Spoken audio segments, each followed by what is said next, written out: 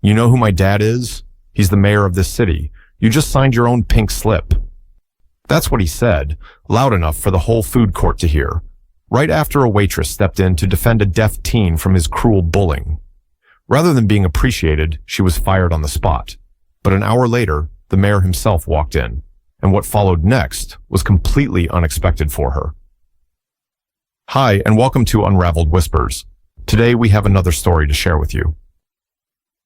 Haley was already mid-shift, weaving between trays and tables with practiced ease. The red uniform wasn't much, but it meant a steady weekend spot in the food court. The place buzzed with weekend chatter, blenders whirring, shoes squeaking on tile, and the dull roar of people grabbing lunch before the next movie, the next errand, the next hour.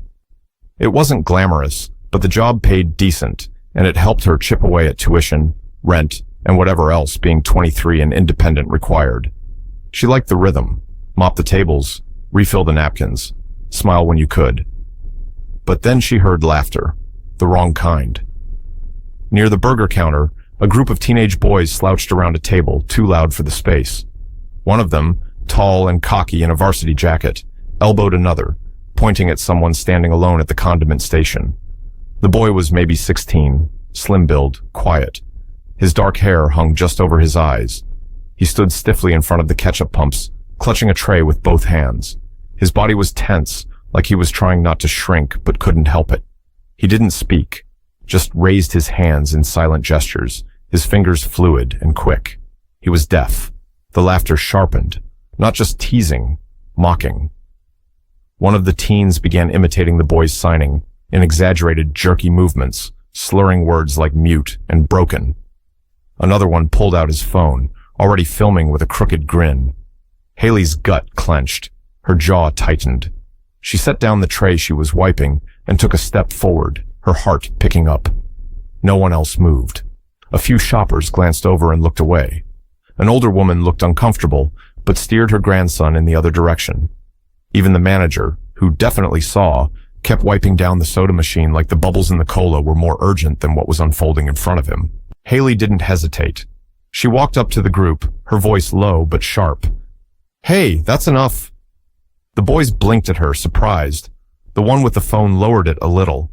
The ringleader, broad grin, expensive shoes, too much confidence for someone still eating chicken fingers, sneered. "We're just joking," he said. "He can't even hear us." "That doesn't make it okay." Haley crossed her arms. "You think this makes you tough? It doesn't. It just makes you a coward." The air shifted. A hush crawled over the tables nearby. People started paying attention. Two teenage girls at the smoothie bar stared openly, whispering to each other. The deaf boy stood frozen, eyes wide and unsure, his hands halfway raised in the middle of a sign he no longer seemed sure he should finish. "Mind your business, lady," the leader said, louder now. "You work here, not run the place." Haley didn't flinch. "This is my section, so unless you're ordering food, you're done." The boy scoffed, puffing out his chest. "You know who my dad is? He's the mayor of the city. You just signed your own pink slip." Haley's voice stayed steady. "Then he must be proud to have a son who bullies people who can't fight back." A few customers murmured, some pulling out phones of their own. A mall security guard stood at the far end of the court, watching, but not stepping in. Haley could feel the tension rising like heat off the tile floor. The teen with the phone looked less sure now. He lowered the camera. The one doing the mocking sank back into his seat, chewing on his straw, and the manager finally shuffled over, eyes darting. His polo shirt was half untucked, and he wiped his palms on the front of it nervously. "Haley, a word?" She turned, still watching the boys. "They're harassing a disabled kid. You saw it." "I saw you escalating a situation," he said quickly. His voice was barely above a whisper. "Look, just go clock out. You're done." "What?" Her heart pounded. "You're firing me." "We don't need drama," he muttered. "You're not a security guard. We'll mail your check." She stared at him, then at the smug teen behind her, who gave a slow, sarcastic clap. His friends laughed again. The deaf boy had disappeared into the crowd, quietly, like he was used to doing that.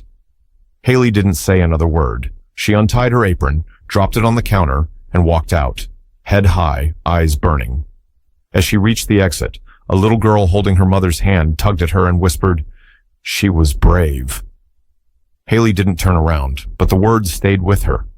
About an hour later, Haley sat in her apartment.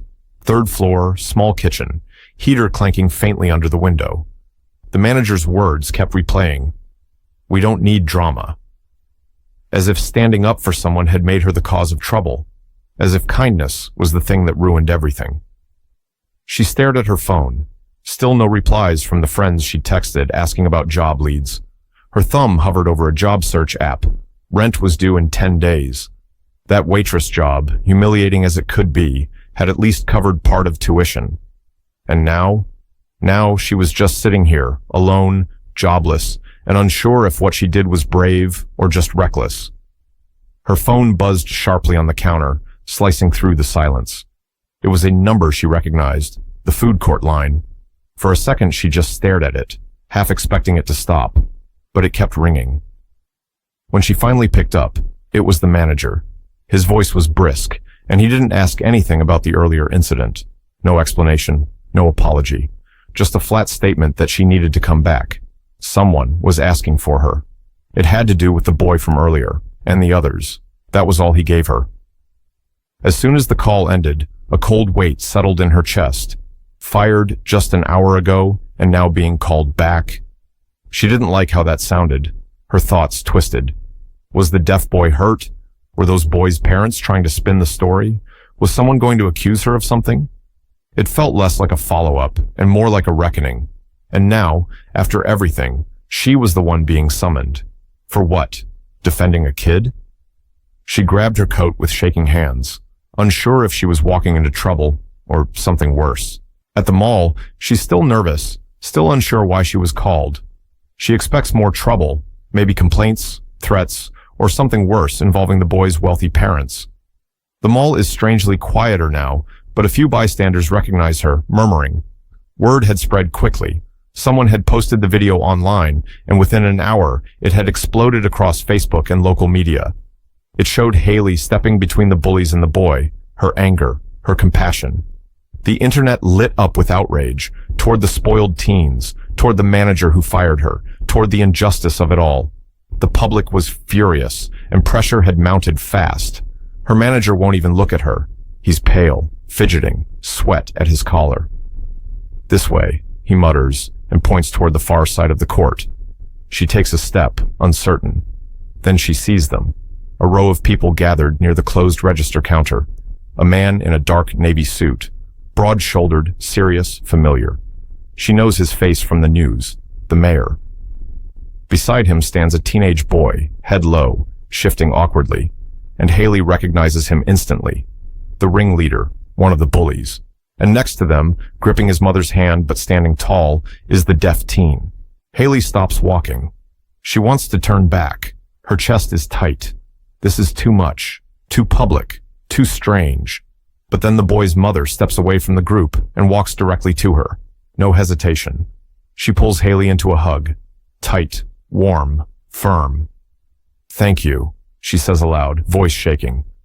Then she signs the same words with deliberate care, and her son follows, his hands trembling slightly as he mirrors the motion. Haley's breath catches. Her eyes sting. She nods, unable to find words. The mayor approaches next. Reporters edge closer, their cameras low but ready. The food court is almost silent. "I want to speak on behalf of the city," the mayor says, voice calm but strained, and as a father. He looks toward his son, who still hasn't met Haley's eyes. "My son's behavior was shameful. There is no excuse, and the fact that he targeted a disabled classmate, and that an employee who stood up was punished." His voice falters. "It's been a hard day, but accountability starts here." He turns to Haley. "We owe you thanks, and an apology. No one who stands up for someone vulnerable should ever be punished for it. Not in this city, not in this mall." Then, slowly, awkwardly, the mayor's son steps forward. His cheeks are flushed, but his hands move clumsily in sign. His motions aren't smooth, but they're real. "I'm sorry. I was cruel. I'm learning." Haley just watches him. She doesn't smile. but something shifts behind her eyes.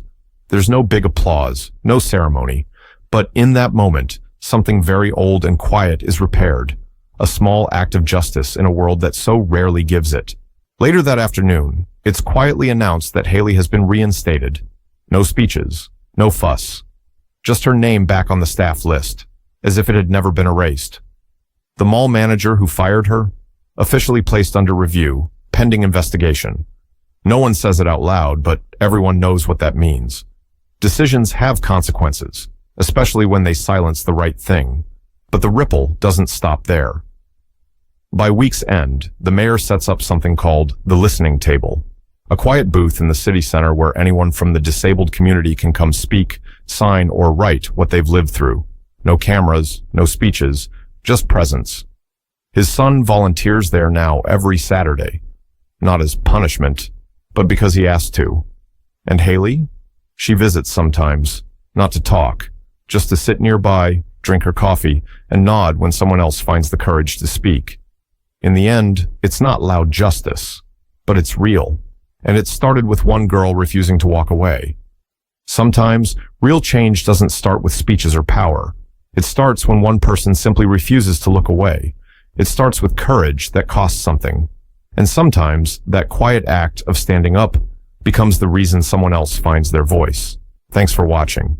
If this story moved you, don't forget to like, share, and subscribe for more untold moments that deserve to be heard.